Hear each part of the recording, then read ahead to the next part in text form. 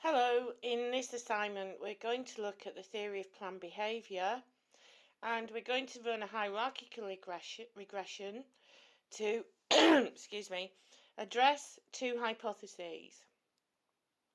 Hypothesis 1 predicts that the factors suggested by the theory of planned behaviour will predict intention. Hypothesis 2 predicts that self-identity will be a significant predictor of intention.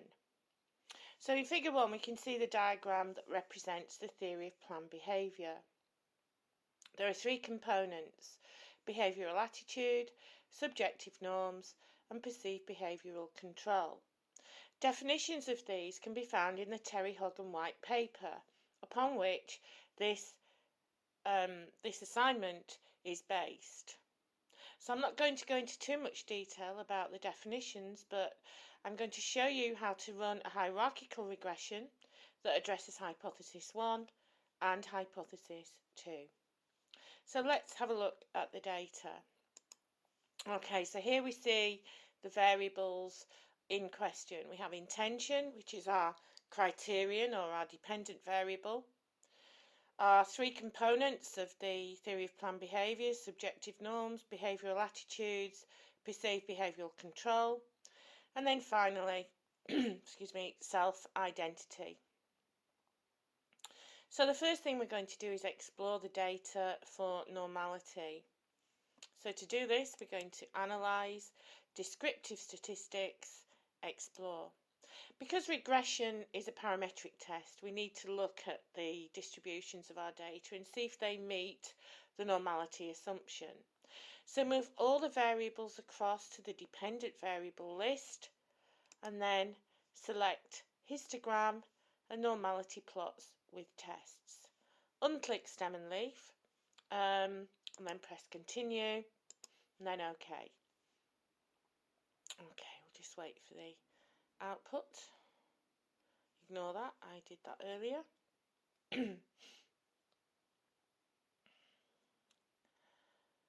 Okay, so here we have our case processing summary. This just basically tells us whether we have any missing cases. We've got 47 participants.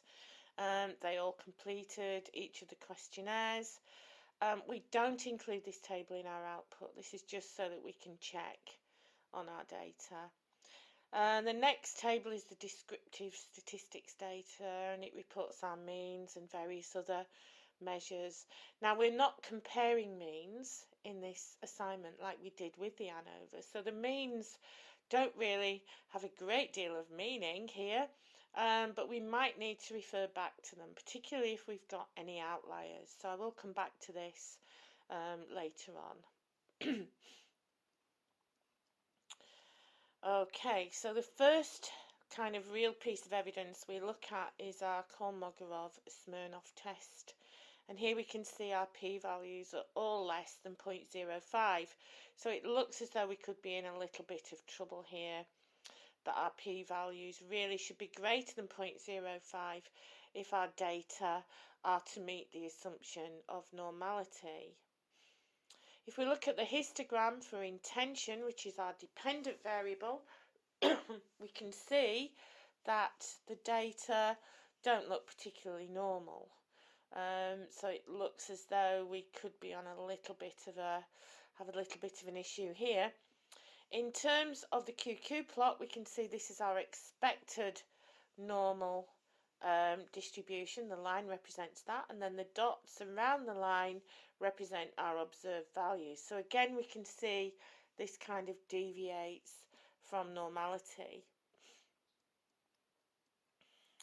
And then finally, for this particular variable, we can look at the box and whisker plot to see if we've got any outliers, and in this case we don't have any outliers, so we can proceed to the next variable. Subjective norms, again, kind of looks a little bit normal, but we could have an outlier here, so potentially again we might have a bit of an issue. There is kind of a bit of evidence of positive skew there, and the outlier could be responsible for that, really pulling the kind of the skew into a negative state. But let's have a look at our QQ plot. Here we can see the outlier. Again, the dots representing our observed values, the line representing expected normal. Okay, so if we look at our box and whisker plot, we can now see that participant number 14 is an outlier. Now, we've got three options here. We can either leave it where it is, we can replace participant 14's score on subjective norms with the mean, which is why we would go back to this table of means here. So we could replace participant 14's value with the mean, which would be 5 because we deal with round numbers. Or we can leave it where it is, or we can discard it. The decision is yours. Whatever you do, report it, okay? Once you've removed outliers, it's important to rerun your normality check, the test again, the descriptives explore test, to see if removing the outlier has actually made any difference to the distribution. Has it normalized it? But I'm going to leave it where it is for now for the purpose of this exercise, but by all means, you know, replace it with the mean or discard it, or like me, leave it where it is. Okay, so we look at behavioural attitude. Again, we can see we've got some positive skew going on here. Potential for an outlier. Let's look at the QQ plot. Here is the outlier. Again, this looks pretty normal apart from the outlier here. So again, let's have a look. Oh yes, it's participant number 14 again. So we might want to go back, replace that value with the mean, or discard it, or leave it where it is. I'm going to leave it where it is for now. Perceived behavioural control. Here we have some negative skew. Again, potential for outliers. Look at the QQ plots. We can see the outliers here, potentially. And let's have a look. Well, no, they're not termed as outliers, so we're going to leave them where they are. And then finally, self-identity. Again, self-identity. Looks like we have some positive skew going on here. Look at the QQ plot. Again, it kind of deviates from the line. And then again, we can see we've got two outliers this time. So we have some decisions to make. It doesn't really matter what you choose to do as long as you report it. Okay, so you might want to replace them with the mean, discard them, or leave them where they are. I'm going to leave them where they are for the moment. If you do manage to normalise the data by removing the outliers, then all well and good, you'll report that your data met the assumptions of parametric tests. However, if your data are consistently non-normal, then what I suggest is that you report this and say that your data did show evidence of skew. However, it was decided to proceed with the regression, okay, because we want to do this as part of the learning exercise. So for the purpose of this assignment, it was decided that we would proceed with the regression. Okay, so now we've done the normality tests, what we're going to do is run our hierarchical regression. So as you recall, we're going to create two models, analyze, regression, linear. The reason we're doing this is because we have two hypotheses, and what we want to do is create two models. The first model will address hypothesis 1, where the theory of planned behaviour, what we're predicting is that the theory of planned behaviour significantly predicts intention, and then adding self-identity to the model in step 2 or block 2, we want to see if that significantly improves our ability to predict intention. So intention is our dependent variable or criterion. In Model 1, we enter subjective norms, behavioural attitude, and perceived behavioural control, because these are the theory of planned behaviour. So we want to see if Model 1 predicts intention. In other words, do subjective norms, behavioural attitude, perceived behavioural control taken together significantly predict intention? In other words, is the R-squared value, the proportion of variance being explained by that model, is that significant? So that's block 1 or model 1. Then we click next and we add self-identity to the model, because what we want to do is look at the difference between model 1 and model 2. Does adding self-identity to the model improve our ability to predict intention? So one thing that we need to know is, does the change in the R-squared value, is that change in the R-squared value significant or not? And that will help us to address model 2. So we click continue and then we click OK. Okay, so we just wait for our output, which we have here. What we do want to do actually as part of our regression, once we've reported our normality checks, is we don't include a table of means when we run a regression, because the means are meaningless. They don't mean anything. We're not comparing means. We're not comparing groups. So what we do with the regression is we create a correlation. Okay, we produce a correlation matrix. That's the first thing we want to do. So I find the easiest way to do this is analyze, correlate, bivariate, because you can produce a correlation matrix on the regression, but the layout isn't as useful. It's not as easy to read as a standard bivariate correlation. So analyze, correlate, bivariate, add all the variables across, and then click OK. And here we can see a correlation matrix, and what we're looking for is that our predictors, which are subjective norms, behavioural attitude, perceived behavioural control, and self-identity, all significantly correlate with our criterion, our dependent variable, which is intention. So here we can see, going down the column here, that all our predictors significantly predict intention. Okay, so that's a really good sign. The other thing that we want to look for as well is if we have any high correlations between predictors. Here we can see, for example, we've got a significant correlation between self-identity and behavioural attitude. Now the R value is 0.6. If that value was 0.8 or above, it would show evidence of what we call multi-collinearity.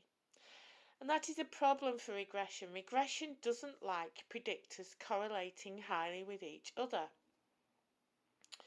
But in this particular example, we don't have that problem. So we can say that the correlations, the intercorrelations, the bivariate correlations were explored, and there was no evidence of multi-collinearity.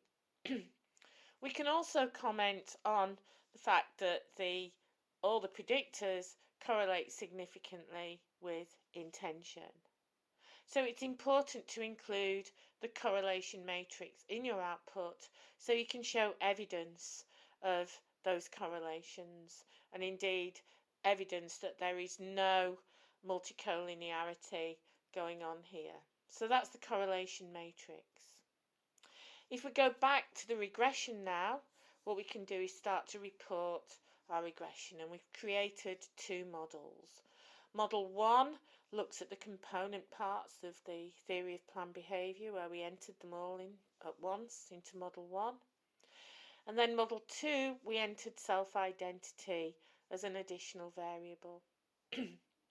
So looking at our model summary table, we can see that Model 1 has an R-squared value of 41, or explains 41% of the variance in our criterion, our dependent variable, and that's adjusted to 36.8%. As you recall, the adjusted R-square is a more conservative estimate of what the true R-square is. In other words, if we went out and repeated this this exercise with lots and lots of different groups multiple times, then the likelihood is we would achieve an adjusted R-square around about 36.8%. So it's a good model in terms of that. The difference between the R-square value and the adjusted R-square isn't too bad.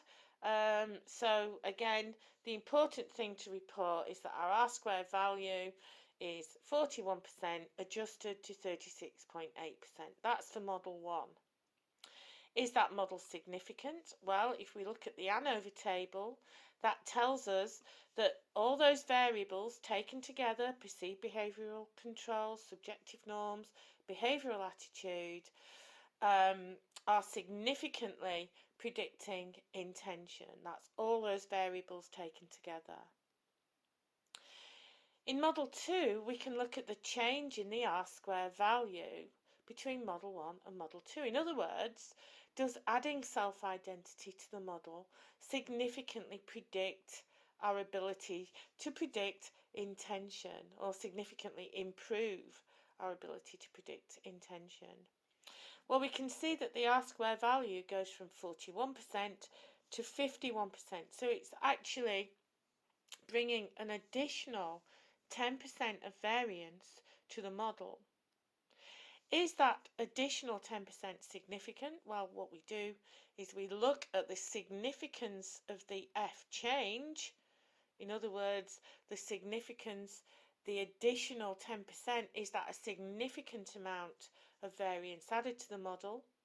Well, yes, it is, because this p-value is less than 0.05.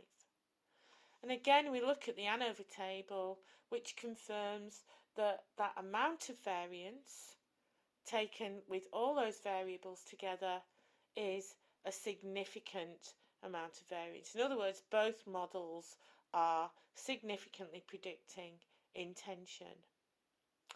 So that's the story so far. However, what we need to do now is look at those individual predictors to see if all those predictors are significantly predicting intention. Although the model is significant, it could be that maybe only one or two of those predictors are contributing a certain amount of variance, or a significant amount of variance to the model, and this is indeed the case. Now, the second table that you need to include in your output is your coefficients table, and this is divided into two parts. The first part relates to model 1. Now, we can create a regression equation using the unstandardized coefficients, and I will have gone through this in the lecture. So these are the values that we use for creating our regression equation. But what we're most interested in is the standardized coefficients, or what we call the beta weightings. These values tell us about the individual value of our predictors, or the individual significance of our predictors. It's kind of like saying, what's the correlation between these individual predictors and the criterion? In other words, taken individually, do they significantly predict intention? Here we can see that subjective norms has a beta weighting of 0.55, and that is significant. So subjective norms is a significant predictor in the model. However, behavioural attitude isn't. The p-value is greater than 0.05. So for model 1, subjective norms is significant, but behavioural attitude isn't. If we look at perceived behavioural control, we can see that that's on the cusp of significance. So for model 1, with these three variables as predictors, we can say that hypothesis 1 is only partially supported. However, if we look at model 2, where we've added self-identity to the model, we can support hypothesis 2 because self-identity is a significant predictor of intention. Not only that, but the additional 10% of variance that self-identity brings to the model is actually a significant increase. But also, by including self-identity to the model, perceived behavioural control now becomes a significant predictor. So not only has self-identity improved the model as a significant predictor, it's actually improving hypothesis 1.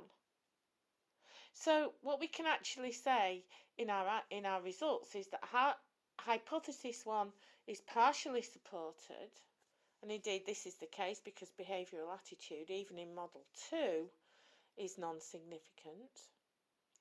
We can say that yes, subjective norms is significant. However, when self-identity is added to the model, it not only improves our overall ability to predict intention, but it actually improves perceived behavioural control's ability to predict intention as well.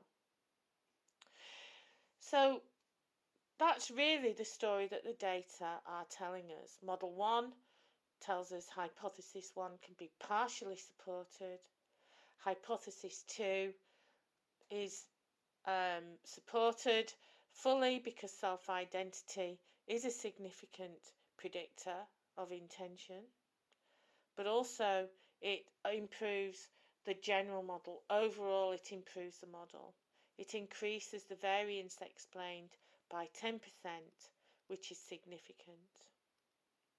So I will go over this many times so that you are completely conversant with what you need to include. But for the moment, that's how to run the analysis and that's how to interpret it. And we will discuss this further. Thank you.